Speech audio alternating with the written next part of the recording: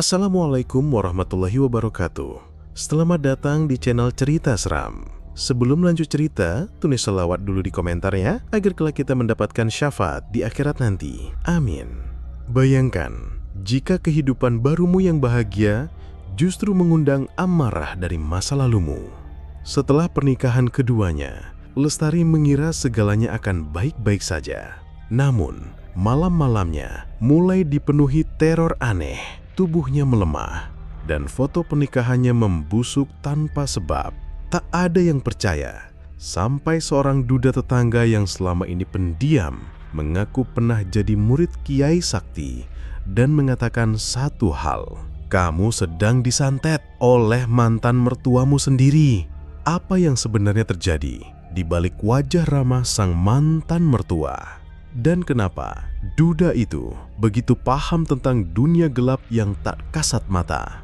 Bersiaplah, karena kisah ini akan membongkar kengerian santet dari orang yang dulu memanggilmu anak dan penyelamatan dari pria tak terduga yang menyimpan ilmu warisan pesantren. Namaku Rini Puspitasari, usia 33 tahun.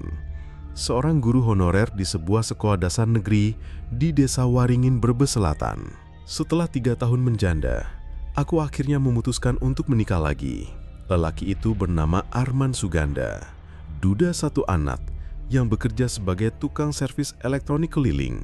Tak kaya, tapi Arman pekerja keras, baik, dan sayang pada ibuku. Itulah yang membuatku yakin membuka lembaran baru dengannya. Kami menikah sederhana di rumah ibuku, sebuah rumah tua di pinggir desa yang cukup besar, tapi sepi sejak almarhum ayah meninggal dunia. Undangan hanya kami sebarkan terbatas, tapi entah kenapa, aku tetap memutuskan untuk mengirimkan satu undangan ke rumah mantan mertuaku, Bu Lastri, ibu dari almarhum suamiku, Bayu. Bayu meninggal 3 tahun lalu karena kecelakaan motor di Pemalang. Sejak saat itu, hubungan kami memang renggang. Aku sering dituduh pembawa sial, apalagi karena aku memilih keluar dari rumah dan tinggal bersama ibuku. Tapi tetap saja, aku ingin memberi kabar baik bahwa hidupku terus berjalan. Kupikir kirim undangan adalah bentuk penghormatan terakhir pada keluarga Bayu. Ternyata aku salah besar.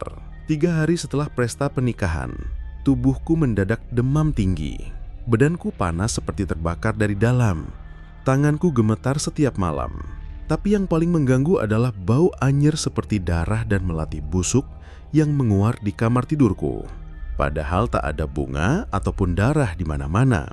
Arman mengira aku masuk angin atau kecapean. Kami berobat ke bidan desa, lalu ke puskesmas Waringin. Tapi hasilnya nihil. Dokter bilang semua normal, hanya kelelahan. Tapi bagaimana bisa kelelahan membuatku mimpi buruk yang sama setiap malam? Dalam mimpi itu, aku berdiri di depan rumah tua yang terkunci rapat. Dan dari dalam terdengar suara Bayu menangis sambil mengucap satu kalimat berulang-ulang. "Kenapa kamu nikah lagi, Rin? Kenapa kamu kirim undangan ke ibu?" Malam keempat, aku pingsan saat tengah malam. Arman panik, tapi sebelum membawaku ke rumah sakit, ia meminta bantuan tetangga sebelah, Pak Darto, pria 40 tahunan yang dikenal pendiam. Seorang duda tanpa anak yang bekerja sebagai karyawan di toko bangunan di Pasar Ketanggungan. Aku tak banyak tahu tentang dia, selain bahwa ia pernah belajar agama di pesantren sebelum bekerja di toko. Pak Darto datang dengan langkah tenang. Ia membawa air putih, beberapa helai daun sirih, dan seikat kecil rumput wuluh yang dia bungkus dalam kantong kresek hitam. Arman yang heran sempat bertanya, "Ini buat apa, Pak?" Tapi Pak Darto hanya berkata, "Jangan banyak tanya. Kalau benar firasat saya, ini bukan sakit biasa." Ia meminta Arman dan ibuku duduk di luar, lalu ia menyalakan lilin kecil di sudut kamar dan mulai membacakan doa-doa yang tak aku mengerti. Dalam tidurku yang berat, aku merasa seperti ditarik ke dalam sumur gelap. Aku melihat bayangan tubuhku sendiri menghitam, dan suara wanita tua memanggil-manggil namaku dengan nada marah. Ketika aku terbangun, pagi sudah datang. Keringatku membanjiri tubuh. Arman bilang, "Kamu mendadak teriak-teriak tadi malam, Rin. Kamu sebut-sebut nama Bu Lastri. Kamu juga bilang minta maaf sama Bayu. Jantungku berdegup keras. Aku tak ingat apa-apa, tapi rasa takut menyergapku. Dalam benakku, terlintas satu pertanyaan. Apa benar semua ini ada hubungannya dengan mantan mertuaku? Arman menghubungi salah satu temannya di kota yang biasa menangani hal-hal ganjil. Tapi sebelum kami sempat pergi, Pak Darto mendatangi kami lagi malam harinya. Ia membawa sebuah kertas kuning bekas undangan pernikahan kami. Ini kamu yang kirim ke rumah Bu Lastri? Tanyanya pelan. Aku mengangguk. Ini sudah diludahi 3 kali dan dibakar sebagian. Ada bekas jampi dari dukun Banyumas.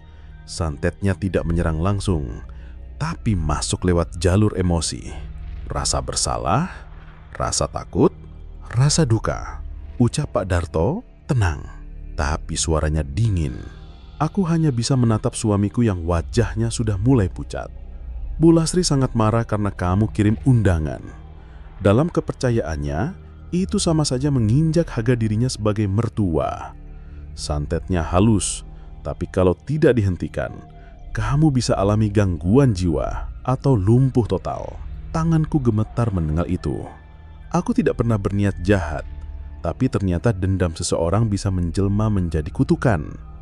Pak Darto melanjutkan, besok malam saya bantu bersihkan. Tapi ini tidak mudah. Yang ngirim bukan dukun biasa. Untuk pertama kalinya, aku melihat aura yang berbeda dari sosok Pak Darto. Bukan sekedar duda biasa, bukan hanya karyawan toko. Ada keteguhan dan ketenangan dalam cara dia berbicara yang membuatku percaya. Dia pernah menjalani hidup yang tak biasa. Malam itu aku tidak bisa tidur. Kamar yang biasa terasa nyaman, kini menjadi sempit, gelap, dan penuh bisikan. Di luar angin bertiup kencang, dan pohon jambu di halaman seperti berderit lirih. Aku tahu, ini baru permulaan. Dan hidupku, pernikahanku, sudah terlanjur menjadi medan perang yang tak kasat mata. Malam itu, meski tubuhku masih lemas, aku tidak bisa tidur. Setiap kali memejamkan mata, bayangan wajah almarhum Bayu muncul begitu nyata. Ia tidak tersenyum seperti biasa, melainkan menatapku dari kejauhan dengan wajah sendu, lalu perlahan berubah menjadi penuh amarah. Dalam mimpi, ia memelukku dari belakang, membisikkan sesuatu yang membuat dadaku sesak. Kenapa kamu undang ibu? Dia belum mengikhlaskan kepergianku, Rin. Aku terbangun dengan jantung berdegup kencang.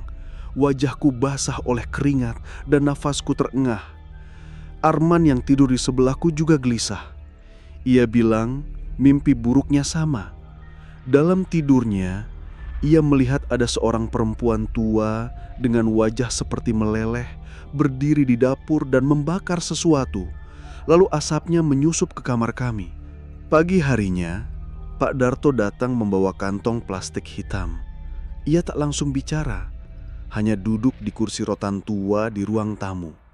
Lalu dari kantong itu, ia keluarkan foto pernikahanku dan Arman, robek menjadi 2 bagian, penuh bercak arang di ujung-ujungnya. Aku nyaris tak bisa bernafas. Itu dari mana? Tanyaku. Itu dari depan rumah Bu Lastri. Saya punya kenalan di sana. Katanya, setelah kamu kirim undangan, foto ini ditempelkan di dinding kamar, lalu disobek dan dibakar sebagian. Sisanya ditanam di belakang rumah bersama bunga 7 rupa dan rambut bayi. Kata Pak Darto tenang, tapi nada bicaranya kali ini berbeda. Lebih tegas, seperti seorang guru pada murid yang tak paham bahaya. Rambutku meremang. Foto itu kami cetak hanya 2 lembar. Satu kami simpen di album, satunya lagi dikirim bersama undangan ke Berbeslor, ke rumah Bu Lastri. Yang dikirim ke kamu bukan hanya rasa benci, tapi energi kutukan dari darah, ujar Pak Darto. Ia menjelaskan bahwa santet dari keluarga sendiri, apalagi karena masih terikat tali darah dan emosi, jauh lebih kuat. Apalagi dilakukan oleh seorang ibu yang belum merelakan anak lelakinya pergi. Santet semacam itu tidak hanya menyerang tubuh, tapi juga menyerang ikatan batin dan rumah tangga korban. "Kenapa sekarang? Padahal sudah 3 tahun Bayu meninggal," tanyaku. Masih tidak percaya. Pak Darto menarik nafas panjang. "Karena kamu menikah. Karena kamu berani kirim undangan. Dalam hati Bu Lastri, kamu sudah mengkhianati janji batin antar kamu dan anaknya." Aku menangis. Aku tak pernah berniat jahat. Aku hanya ingin hidup normal kembali. Tapi ternyata luka di hati seseorang bisa menjadi bahan bakar kutukan yang lebih mengerikan dari apapun. Arman mencoba menguatkanku, tapi aku tahu ia juga mulai goyah. Beberapa malam terakhir ia juga mimpi buruk. Kadang terbangun karena mendengar suara orang menangis di pojok dapur, padahal rumah kami tak besar. Kadang ia melihat bayangan perempuan berambut putih duduk di kursi kayu depan rumah. Sore itu, Pak Darto meminta kami mengumpulkan semua benda yang berkaitan dengan pernikahan.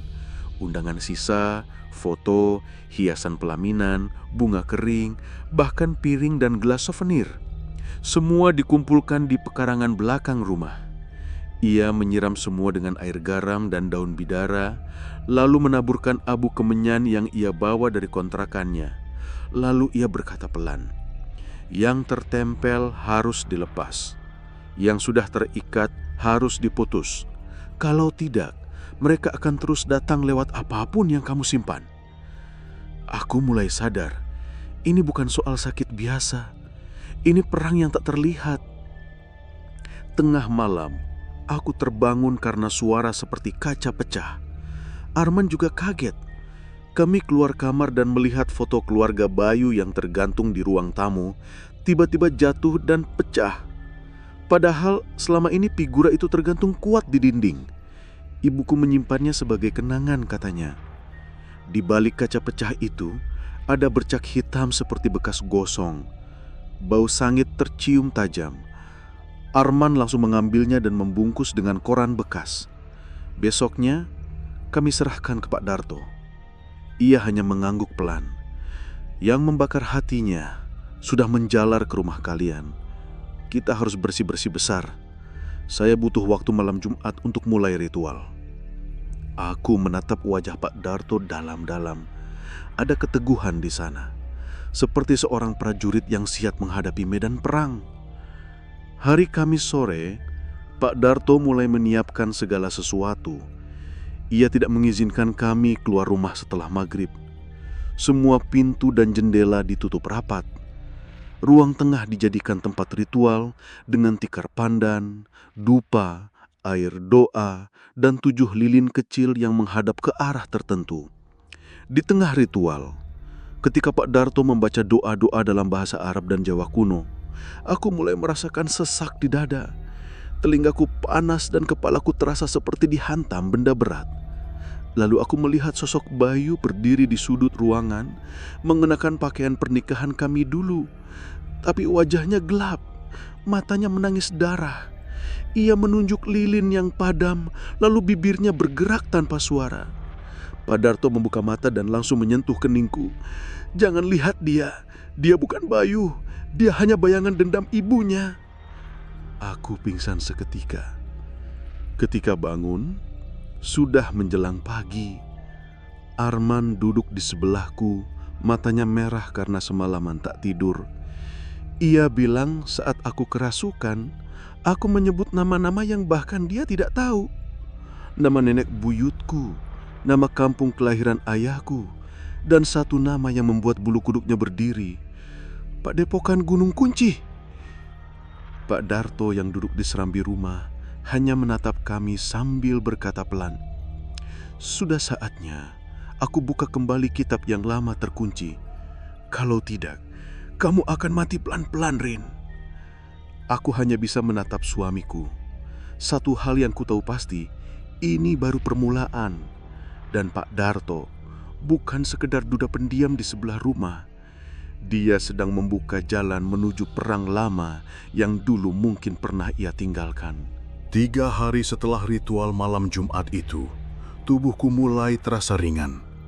Tapi itu hanya bertahan sebentar. Hari Senin siang, saat aku sendirian di rumah, sebuah kejadian ganjil terjadi. Aku sedang menjemur pakaian ketika tiba-tiba angin kencang menerbangkan salah satu bajuku ke kebun belakang. Saat aku mengambilnya, aku melihat ada bekas lubang galian baru di dekat pohon pisang. Tanahnya masih basah.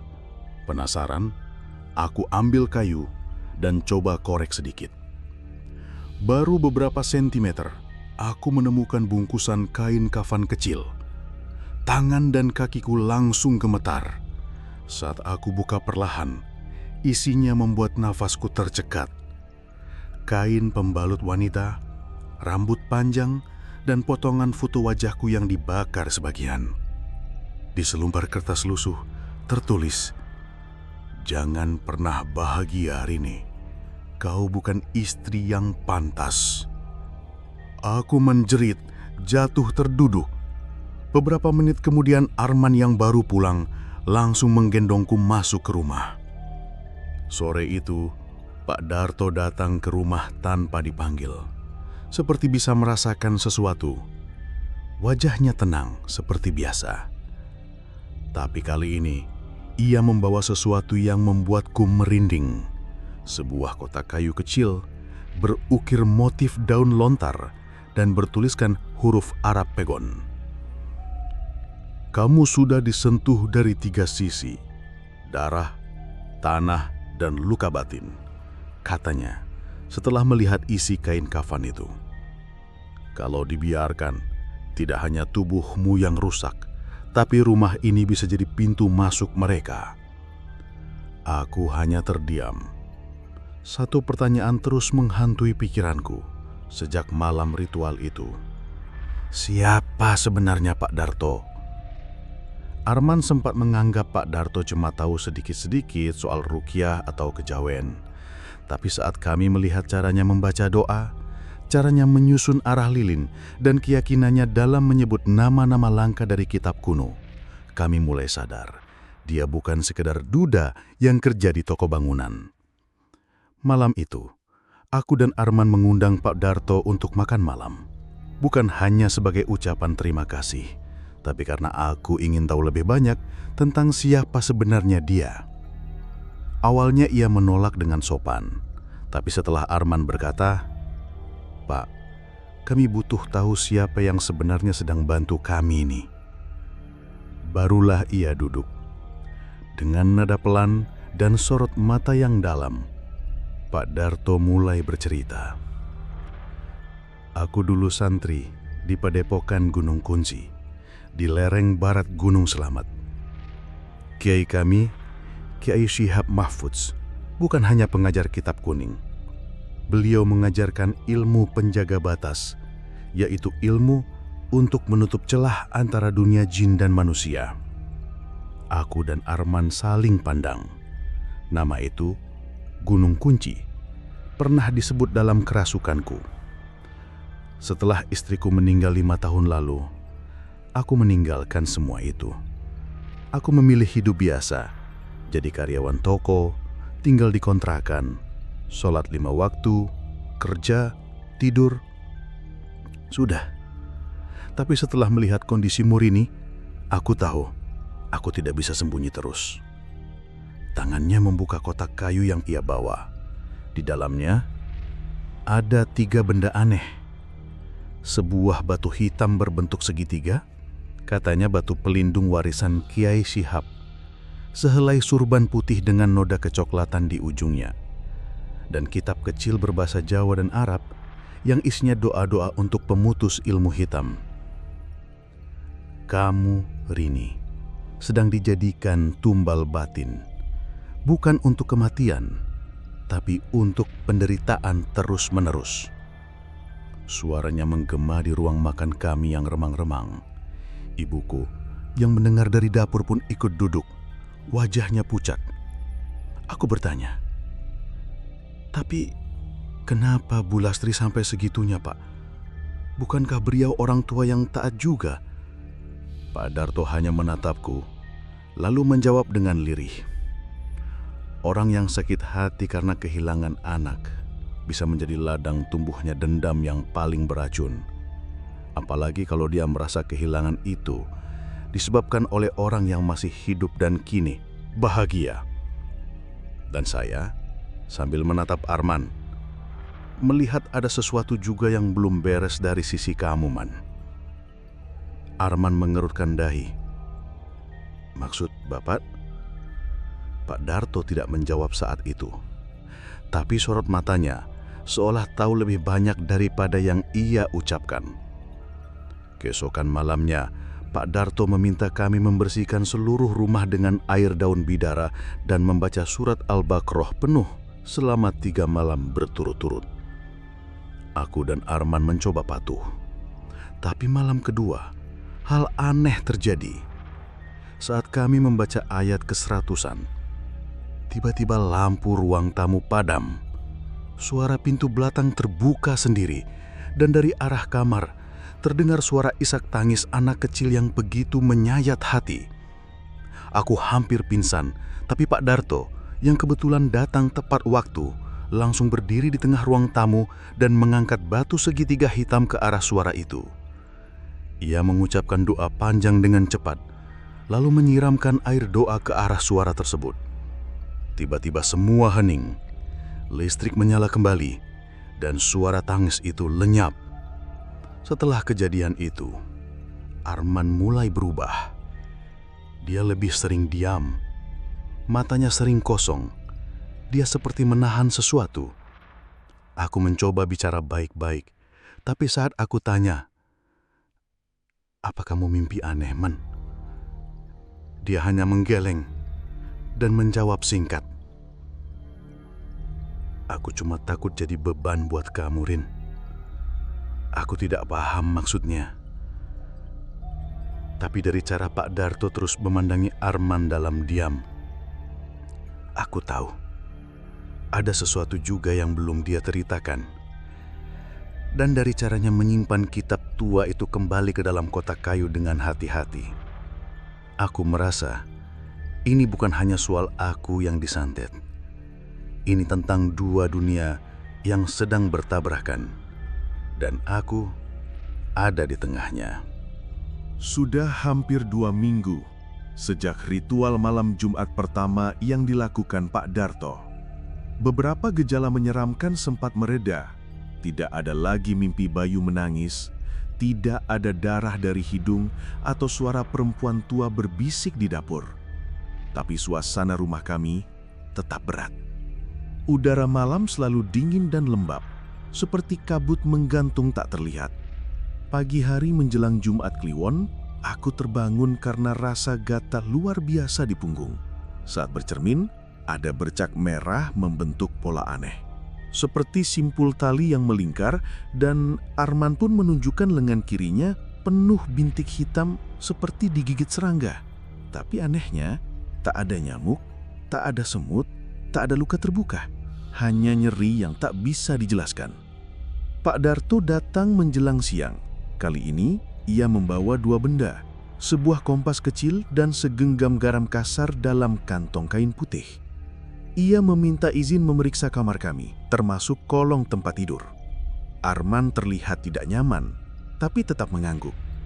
Pak Darto menyalakan dupa kecil, lalu berjongkok di lantai, membuka sprei ranjang dan menerangi bagian bawah tempat tidur dengan senter dari ponselnya. Ia tak berkata apa-apa, tapi wajahnya berubah tegang. Perlahan tangannya masuk ke kolong, menyentuh sesuatu, lalu menarik keluar boneka kecil dari kain kafan. Bentuknya seperti manusia, dengan kepala dari kelapa gundul, tubuh dari kain putih, dan seluruh badannya dililit benang merah. Di bagian dadanya tertusuk 3 jarum jahit karatan, dan di balik kainnya ada rambut panjang dan sobekan kecil foto pernikahan kami. Aku menjerit dan langsung mundur. Arman nyaris muntah melihatnya. Pak Darto hanya menatap benda itu lekat-lekat lalu berkata pelan, "Ini boneka ajian Serah Sukma. Tujuannya bukan hanya menyakitimu, tapi juga membuat rumah tanggamu perlahan hancur. Boneka ini hidup.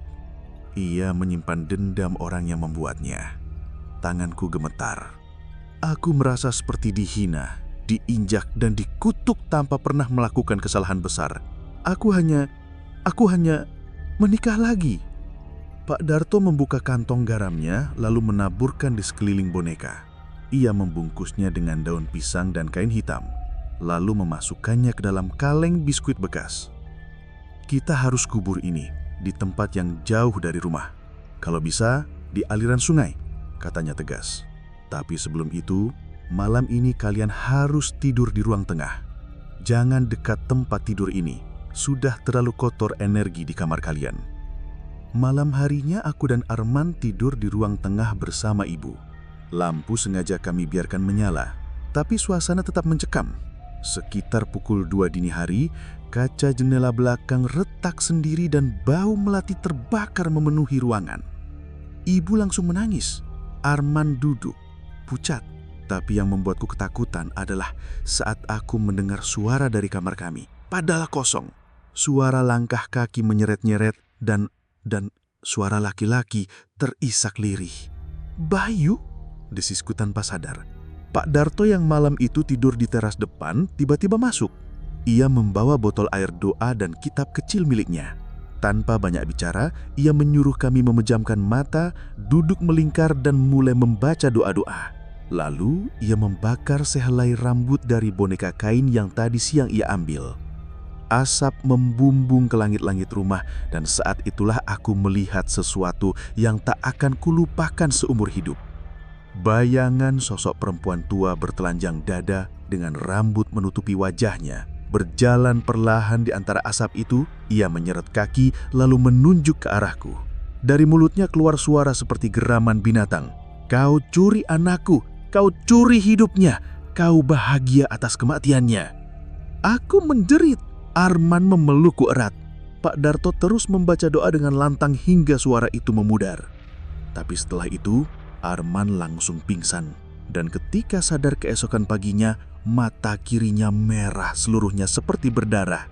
Kami membawanya ke klinik, tapi dokter hanya bilang itu perdarahan biasa akibat pembuluh halus pecah. Tapi kami tahu, ini bukan medis, ini serangan gaib. Akhirnya Pak Darto membuka semuanya. "Arman, kamu punya ikatan darah dengan orang yang memesan boneka itu. Kau anak dari adik tirinya Bulastri kan?" Arman membeku. Aku menatapnya, bingung. Arman mengangguk pelan. "Tapi aku nggak pernah dekat dengan dia. Ibuku dan dia tidak akur. Aku bahkan tidak tahu dia masih dendam sampai segitunya." Pak Darto mengeleng. "Justru karena kau tak pernah akrab, dia melihat kamu seperti pengkhianat. Kamu bantu Rini keluar dari lingkar keluarga itu, dan itu cukup untuk jadi alasan mengikat kamu dengan boneka ini." Aku tak kuat lagi menahan air mata.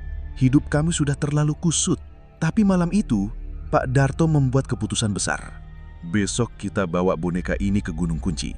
Di sana, aku akan minta izin membuka kembali pintu tempat aku pernah berjanji menutup ilmu ini.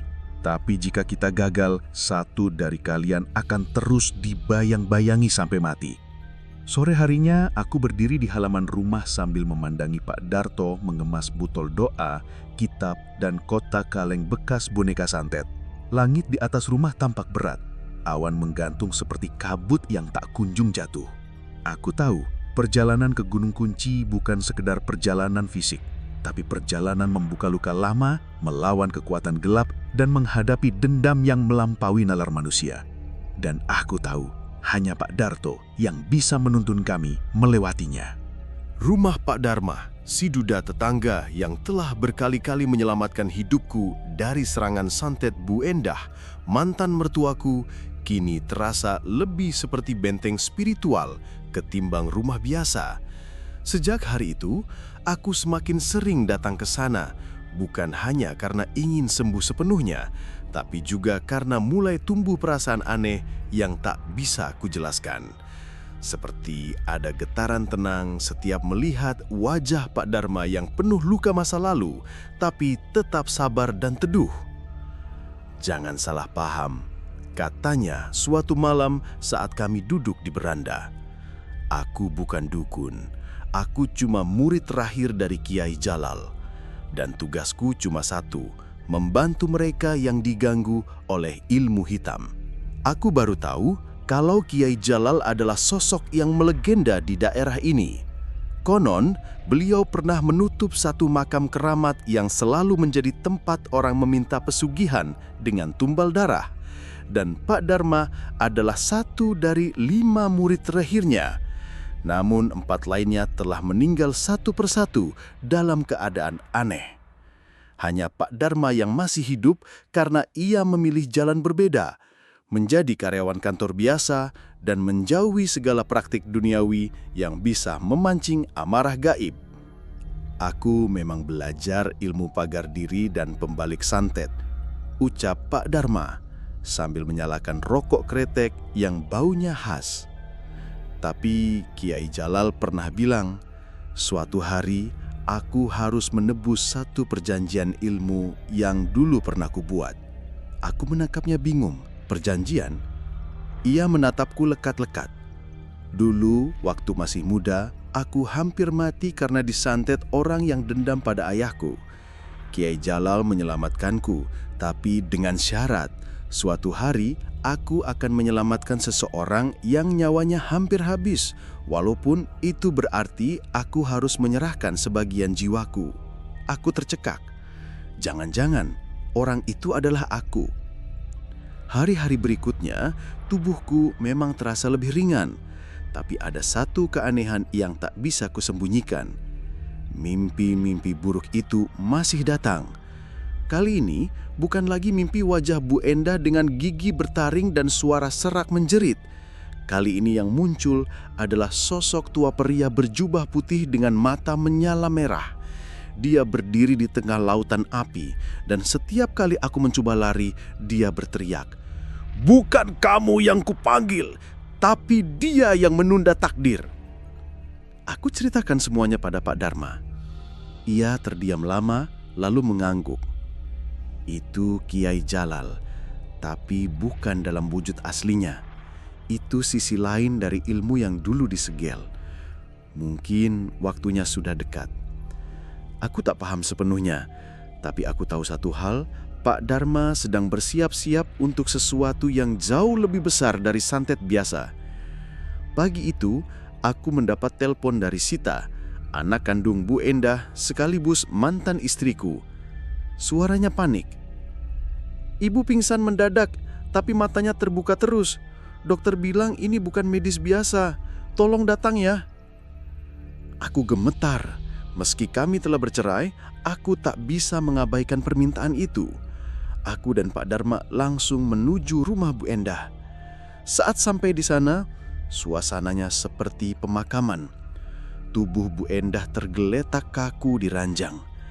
Matanya terbuka lebar, menatap kosong ke langit-langit. Di sekelilingnya ada sesajen dan kemenyan yang masih menyala. Ada sesuatu yang ditarik kembali ke tubuhnya, ucap Pak Dharma lirih. Santet itu berbalik ke pengirim, tapi ini bukan balasan biasa. Ada yang menarik roh Bu Endah dari dimensi lain.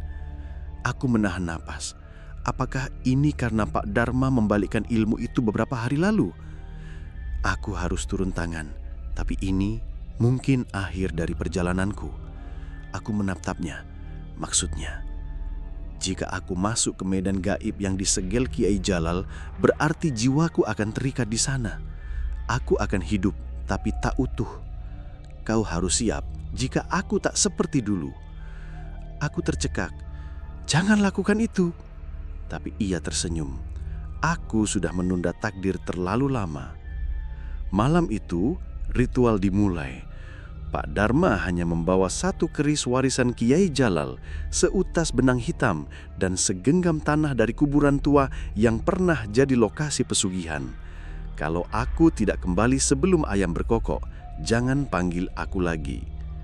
Dan dengan itu, dia mulai membaca doa-doa dalam bahasa Arab kuno yang tak kupaham. Lilin padam satu persatu, ruangan menjadi dingin, aku melihat asap mengepul dari tubuhnya, lalu dia terdiam seperti mayat. Beberapa detik kemudian, tubuh Bu Endah kejang keras, dari mulutnya keluar suara tawa mengerikan, bukan suara manusia. Lampu-lampu berkelap-kelip, piring pecah sendiri, dan Pak Dharma tetap tak bergerak. Tiba-tiba sesuatu mencengkram dadaku. Bukan rasa sakit, tapi sedih, seperti kehilangan sesuatu yang penting. Lalu ayam jantan berkokok, dan tubuh Pak Dharma rubuh ke lantai. Ia masih hidup, tapi tak bicara selama 3 hari. Tatapannya kosong. Ia seperti kehilangan roh, tapi tubuh Bu Endah sembuh total. Ia menangis dan minta maaf padaku, walaupun aku tak tahu apakah ia sungguh sadar atau hanya akibat trauma. Aku bawa Pak Dharma kembali ke rumahnya, rawat dia siang malam, tapi aku tahu sosok yang dulu ada dalam dirinya tak sepenuhnya kembali. Sampai suatu malam, aku mendengar dia bergumam sendiri di ruang tamu. Aku tahu kau masih di sini, tapi jangan paksa aku mengulang ritual yang belum lunas. Dan malam itu, angin di luar tak lagi sekedar berhembus. Ia membawa bisikan dari dunia yang belum selesai. Rumah Pak Dharma, si duda tetangga yang telah berkali-kali menyelamatkan hidupku dari serangan santet Bu Endah, mantan mertuaku, kini terasa lebih seperti benteng spiritual ketimbang rumah biasa. Sejak hari itu, aku semakin sering datang ke sana, bukan hanya karena ingin sembuh sepenuhnya, tapi juga karena mulai tumbuh perasaan aneh yang tak bisa kujelaskan. Seperti ada getaran tenang setiap melihat wajah Pak Dharma yang penuh luka masa lalu, tapi tetap sabar dan teduh. Jangan salah paham, katanya suatu malam saat kami duduk di beranda. Aku bukan dukun, aku cuma murid terakhir dari Kiai Jalal, dan tugasku cuma satu, membantu mereka yang diganggu oleh ilmu hitam. Aku baru tahu kalau Kiai Jalal adalah sosok yang melegenda di daerah ini. Konon, beliau pernah menutup satu makam keramat yang selalu menjadi tempat orang meminta pesugihan dengan tumbal darah.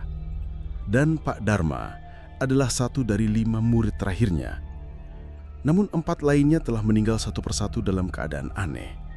Hanya Pak Dharma yang masih hidup, karena ia memilih jalan berbeda, menjadi karyawan kantor biasa dan menjauhi segala praktik duniawi yang bisa memancing amarah gaib. Aku memang belajar ilmu pagar diri dan pembalik santet, ucap Pak Dharma sambil menyalakan rokok kretek yang baunya khas. Tapi Kiai Jalal pernah bilang, suatu hari aku akan menebus satu perjanjian ilmu yang dulu pernah kubuat. Aku menatapnya bingung. Perjanjian? Ia menatapku lekat-lekat. Dulu, waktu masih muda, aku hampir mati karena disantet orang yang dendam pada ayahku. Kiai Jalal menyelamatkanku, tapi dengan syarat, suatu hari aku akan menyelamatkan seseorang yang nyawanya hampir habis, walaupun itu berarti aku harus menyerahkan sebagian jiwaku. Aku tercekak. Jangan-jangan orang itu adalah aku. Hari-hari berikutnya, tubuhku memang terasa lebih ringan. Tapi ada satu keanehan yang tak bisa aku sembunyikan. Mimpi-mimpi buruk itu masih datang. Kali ini bukan lagi mimpi wajah Bu Endah dengan gigi bertaring dan suara serak menjerit. Kali ini yang muncul adalah sosok pria tua berjubah putih dengan mata menyala merah. Dia berdiri di tengah lautan api dan setiap kali aku mencoba lari, dia berteriak, "Bukan kamu yang kupanggil, tapi dia yang menunda takdir." Aku ceritakan semuanya pada Pak Dharma. Ia terdiam lama, lalu mengangguk. Itu Kiai Jalal, tapi bukan dalam wujud aslinya. Itu sisi lain dari ilmu yang dulu disegel. Mungkin waktunya sudah dekat. Aku tak paham sepenuhnya, tapi aku tahu satu hal. Pak Dharma sedang bersiap-siap untuk sesuatu yang jauh lebih besar dari santet biasa. Pagi itu, aku mendapat telepon dari Sita, anak kandung Bu Endah sekaligus mantan istriku. Suaranya panik. Ibu pingsan mendadak, tapi matanya terbuka terus. Dokter bilang ini bukan medis biasa. Tolong datang ya. Aku gemetar. Meski kami telah bercerai, aku tak bisa mengabaikan permintaan itu. Aku dan Pak Dharma langsung menuju rumah Bu Endah. Saat sampai di sana, suasananya seperti pemakaman. Tubuh Bu Endah tergeletak kaku di ranjang. Matanya terbuka lebar menatap kosong ke langit-langit. Di sekelilingnya ada sesajen dan kemenyan yang masih menyala. Ada sesuatu yang ditarik kembali ke tubuhnya, ucap Pak Dharma lirih. Santetnya itu berbalik ke pengirim, tapi ini bukan balasan biasa. Ada yang menarik roh Bu Endah dari dimensi lain. Aku menahan napas. Apakah ini karena Pak Dharma membalikan ilmu itu beberapa hari lalu? Aku harus turun tangan, tapi ini mungkin akhir dari perjalananku. Aku menatapnya. Maksudnya, jika aku masuk ke medan gaib yang disegel Kiai Jalal, berarti jiwaku akan terikat di sana. Aku akan hidup, tapi tak utuh. Kamu harus siap jika aku tak seperti dulu. Aku tercekak. Jangan lakukan itu, tapi ia tersenyum. Aku sudah menunda takdir terlalu lama. Malam itu, ritual dimulai. Pak Dharma hanya membawa satu kedis kecil warisan Kiai Jalal, seutas benang hitam dan segenggam tanah dari kuburan tua yang pernah jadi lokasi pesugihan. Kalau aku tidak kembali sebelum ayam berkokok, jangan panggil aku lagi. Dan dengan itu, ia mulai membaca doa-doa dalam bahasa Arab kuno yang tak kupahami. Lilin padam satu persatu, ruangan menjadi dingin. Aku melihat asap mengepul dari tubuhnya, lalu ia terdiam seperti mayat. Beberapa detik kemudian, tubuh Bu Endah kejang keras. Dari mulutnya keluar suara tawa mengerikan, bukan suara manusia. Lampu berkelap-kelip, piring pecah sendiri, dan Pak Dharma tetap tak bergerak. Tiba-tiba sesuatu mencengkram dadaku. Bukan rasa sakit, tapi sedih. Seperti kehilangan sesuatu yang penting. Lalu ayam jantan berkokok, dan tubuh Pak Dharma rubuh ke lantai. Ia masih hidup, tapi tak bicara selama 3 hari. Tatapannya kosong. Dia seperti kehilangan roh. Tapi tubuh Bu Endah sembuh total. Dia menangis dan minta maaf kepadaku, walaupun aku tidak tahu apakah dia sungguh sadar atau hanya akibat trauma. Aku bawa Pak Dharma kembali ke rumahnya. Rawat dia siang malam, tapi aku tahu sosok yang dulu ada dalam dirinya tak sepenuhnya kembali. Sampai suatu malam, aku mendengar dia bergumam sendiri di ruang tamu. Aku tahu kamu masih di sini, tapi jangan paksa aku mengulang ritual yang belum lunas. Dan malam itu, angin di luar tak lagi sekedar berhembus. Ia membawa bisikan. Bisikan dari dunia yang belum selesai. Malam itu, hujan turun deras di dusun Kalipucang. Petir menyambar tanpa ampun, seperti menegaskan bahwa malam ini bukan malam biasa. Rina duduk bersimpuh di depan meja kecil, menatap foto ayahnya yang dipajang di atas lemari. Ada rasa getir dalam dadanya. Sejak Mas Damar memandikan tubuhnya dengan air ruqyah dan mengubur barang-barang kiriman santet di bawah pohon randu tua, memang tubuh Rina berangsur pulih. Tapi entah kenapa rasa tidak enak masih membayang. Beberapa hari terakhir, Rina bermimpi aneh. Ia melihat ayahnya menangis di dalam kubur. Tubuhnya basah oleh darah. Setiap bangun dari tidur, leher Rina terasa berat dan pundaknya seperti ditindih seseorang. Bahkan semalam, pintu rumahnya terbuka sendiri meski sudah dikunci rapat. Di depan rumah, ada sesajen berisi telur busuk, kepala ayam, dan rambut manusia. Ini bukan santet biasa, kata Mas Damar setelah melihatnya. Ini sudah masuk ke tingkat pancingan arwah. Mereka pergi ke makam ayah Rina pagi harinya, dan yang mereka temui di sana membuat bulu kuduk berdiri. Nisan ayahnya retak dan tanah kuburnya seperti basah oleh darah kental. Aroma amis menusuk hidung. Rina berjongkok sambil menangis, tapi Mas Damar hanya diam sambil merapal doa. "Rin, kamu harus ketemu seseorang," katanya lirih. "Siapa, Mas?" tanya Rina sambil terseduh. "Namanya Mbok Sarima. Dia dukun, tapi bukan dukun biasa. Dulu dia pernah jadi muridnya Mbah Sastro, gurunya Kiai Dalhar di Wonosobo. Tapi sekarang dia diasingkan. tinggal di gubuk dekat kebun bambu belakang balai desa. Rina mengangguk, tak ada pilihan lain. Jika ini menyangkut arwah ayahnya, ia akan melakukan apa saja. Mereka pergi ke gubuk Mbok Sarimah sore itu juga, melewati jalan setapak yang licin dan tertutup semak belukar. Gubuk itu tampak rayot, dindingnya dari anyaman bambu tua dan atapnya hampir roboh. Saat mereka tiba, Mbok Sarimah sudah berdiri di depan pintu. Ia mengenakan kain lurik dan matanya putih sebelah. "Kamu yang mimpi kubur berdarah ya?" tanyanya tanpa basa-basi. Rina hanya mengangguk. Mbok Sarimah mengajak mereka masuk. Di dalam, aroma menyan dan kemenyan bercampur jadi satu. Ada belasan botol berisi cairan aneh, boneka jerami, dan segumpal rambut tergantung di sudut ruangan. "Kubur ayahmu diambil sebagai media tumbal pengunci. Santetnya bukan hanya untuk menyakiti tubuhmu, tapi untuk menjebak arwah leluhurmu agar tak bisa menolongmu dari dunia lain," jelas Mbok Sarimah. "Yang ngirim ini bukan hanya mantan mertuamu. Ada pihak lain yang terlibat. Seseorang yang kamu percaya." Rina menoleh pada Mas Damar. Lelaki itu tampak terpukul. "Siapa, Mbok?" "Kamu harus lihat sendiri. Nanti malam, jam 2, datang ke tanah kosong di belakang pabrik tua. Bawa rambut dari makam ayahmu dan segenggam tanahnya." Malam itu, Rina dan Mas Damar kembali ke makam. Dengan tangan gemetar, Rina mengambil sedikit rambut yang tersangkut di batu nisan dan menggenggam tanah kuburan yang masih basah. Mereka menuju lokasi yang ditunjuk Mbok Sarimah. Tanah kosong itu dulunya bekas pabrik penggilingan tebu yang sudah terbakar sejak 2003. Kini tempat itu angker dan dipenuhi cerita mistis. Mereka tiba tepat jam 2 dini hari. Mbok Sarimah sudah berdiri, duduk bersila di tengah lingkaran lilin merah.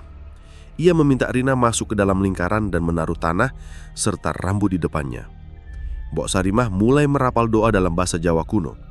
Udaranya jadi dingin dan suara desis terdengar dari semak-semak. Tiba-tiba, tubuh Rina kejang. Matanya terbuka lebar tapi bola matanya memutih. Dari mulutnya keluar suara berat, bukan suaranya. "Kenapa anakku dipenjara di antara dua dunia?" Mas Damar melangkah maju, ingin menolong tapi ditahan Mbok Sarimah. "Biar dia bicara," bisiknya. Arwah ayah Rina berbicara melalui tubuh anaknya. Ia bilang bahwa saat tubuhnya dimakamkan, seseorang memasukkan boneka kecil ke dalam liang lahabnya. Boneka itu dijadikan kunci untuk menjebak rohnya agar tak bisa melindungi keluarganya dari dunia lain. "Kenapa pelakunya?" tanya Mbok Sarimah. Tubuh Rina menunjukkan ke arah Mas Damar. Semua terdiam. Tapi bukan Mas Damar yang dimaksud. Arwah itu menjelaskan bahwa orang yang membantu mantan mertuanya adalah istri almarhum kakak Mas Damar yang iri karena Damar menolak dijodohkan dengannya dan malah mendekati Rina. Tangis Rina pecah. Dunia yang ia anggap aman ternyata menyimpan kebencian yang lebih kelam dari yang ia bayangkan. Ritual itu ditutup dengan pembakaran boneka kunci yang ditemukan Mbok Sarimah melalui ilmu pelacaknya. Setelah terbakar, tubuh Rina jatuh pingsan. Mas Damar memeluknya dan menangis. Keesokan harinya, makam ayah Rina tak lagi mengeluarkan darah, tapi luka di hatinya justru makin dalam. Satu persatu wajah-wajah yang pernah ia percaya kini berubah jadi ancaman. Hanya satu yang ia yakini, Mas Damar. Meski masa lalunya rumit, lelaki itu tetap ada untuknya. Namun, perjalanan mereka belum berakhir. Karena dari balik bayang-bayang masih ada sosok yang belum menyerah memisahkan mereka. Pagi itu, kampung Kedung Anyar masih tampak biasa. Tapi suasana hatiku jauh dari tenang. Luka-luka batin dan fisik akibat teror santet yang dilancarkan mantan mertuaku, Bu Lastri, belum sepenuhnya pulih. Bahkan setelah Pak Arif memutus simpul gaib di balik foto pernikahanku, perasaan tak aman tetap membayang. Seolah ada yang belum selesai. Pak Arif datang pagi itu membawa kabar yang membuatku lemas. Semalam, aku mimpi didatangi Kiai Maksum. Beliau bilang akar kejahatan belum dicabut. Ada satu pusaka milik Bu Lastri yang disimpan dalam sumur tua di belakang rumahnya. Selama benda itu ada, pengaruh jahatnya akan terus meracuni hidupmu. Aku tak tahu harus bereaksi bagaimana. Tapi jika benar, maka ini saatnya menyudahi semuanya. Kami bertiga, Aku, Pak Arif dan Pak Dahlan, kepala dusun yang akhirnya percaya, menuju rumah tua Bu Lastri. Rumah itu kini kosong, ditinggalkan setelah 2 anak lelakinya tewas mendadak dalam seminggu. Konon, itu bagian dari tumbal balik karena Bu Lastri berani mengikat perjanjian santet tingkat tinggi. Rumah itu kusam, berdebu, dan pekat dengan hawa tak biasa. Pohon beringin di pojok pekarangan seperti menggigil. Daunnya rontok satu persatu saat kami lewat. Di belakang rumah, sumur tua dengan bibir retak menyambut kami. Pak Arif berdiri di tepinya, memejamkan mata, melafalkan doa yang lirih tapi tegas. Ada sesuatu yang dijaga. Jin itu masih setia pada Bu Lastri. Aku harus turun. Aku terkejut. Pak Arif, jangan, bahaya. Tapi dia sudah membuka baju luarnya, hanya menyisakan kaos dalam putih dan kain sarung yang digulung hingga lutut. Dia mengkalungkan tasbih dari kayu cendana pemberian gurunya. Sebuah kantong kain hitam ia genggam erat. Kalau aku tak muncul dalam 30 menit, tutup sumur ini dan bakarlah rumah ini. Aku ikhlas. Saat tubuh Pak Arif perlahan menghilang di telan gelap sumur, aku menahan nafas. Waktu seolah berhenti. Pak Dahlan terus membaca doa, tapi aku gemetar. Setiap detik terasa seperti jam. Lalu tiba-tiba suara desis datang dari dalam sumur. Suara seperti puluhan ular mendesis bersamaan. Air sumur mendidih, mengepul. Tali yang mengikat tubuh Pak Arif mulai bergetar hebat. Kami hendak menariknya naik saat suara jeritan terdengar, tapi bukan dari Pak Arif. Suara itu, suara wanita serak, penuh kebencian. Aku tak akan pergi seorang diri. Tiba-tiba air sumur menyembur ke atas seperti ada yang meledak. Pak Arif terlempar keluar, tubuhnya penuh lumpur tapi matanya terbuka lebar. Di tangannya sebilah keris kecil berkarat dengan hiasan kain kafan di gagangnya. Inilah pusakanya, katanya terengah-engah. Keris Nini Rengganis dipakai Bu Lastri untuk mengikat arwah korban santet agar terus menderita. Kami segera membungkus keris itu dalam kain kuning dan membawanya ke makam Kiai Maksum. Di sana, Pak Arif melakukan ritual penguncian terakhir. Dia menanam keris itu dalam peti besi disegel 7 lapis doa dan tanah dari 7 masjid. Setelah itu hidupku perlahan membaik. Tidak ada lagi suara-suara aneh di malam hari. Tidak ada bau busuk yang tiba-tiba muncul. Luka di tubuhku sembuh total. Bahkan mimpi buruk pun lenyap. Tapi satu hal yang paling mengejutkan, aku dan Pak Arif jadi makin dekat. Kami mulai berbicara tentang masa depan. Dia tak pernah memaksaku, tapi cara dia memperlakukanku, menjaga tanpa pamrih, membuat hatiku pelan-pelan luluh. Mungkin Tuhan sedang menggantikan trauma dengan takdir yang lebih indah. Tapi tak semua orang di kampung menyambut kabar ini dengan baik. Beberapa orang masih menganggapku bermasalah karena hubunganku dengan keluarga Bu Lastri. Tapi aku tak peduli. Aku tahu setelah semua bedai ini, aku pantas mendapatkan kedamaian. Sore itu saat aku duduk di beranda rumah, Pak Arif datang membawa 2 gelas teh hangat. Di tangannya, ia menyelipkan sebuah surat undangan kecil. Kalau kamu siap, ini undangan sederhana. Bukan akad nikah, hanya syukuran atas berakhirnya mimpi buruk kita. Aku tertawa sambil menahan air mata. Terima kasih Pak Arif karena sudah jadi cahaya di hidupku. Dan di senja yang tenang itu, kampung Kedung Anyar tak lagi terasa mencekam. Tapi siapa tahu, pusaka itu belum sepenuhnya mati.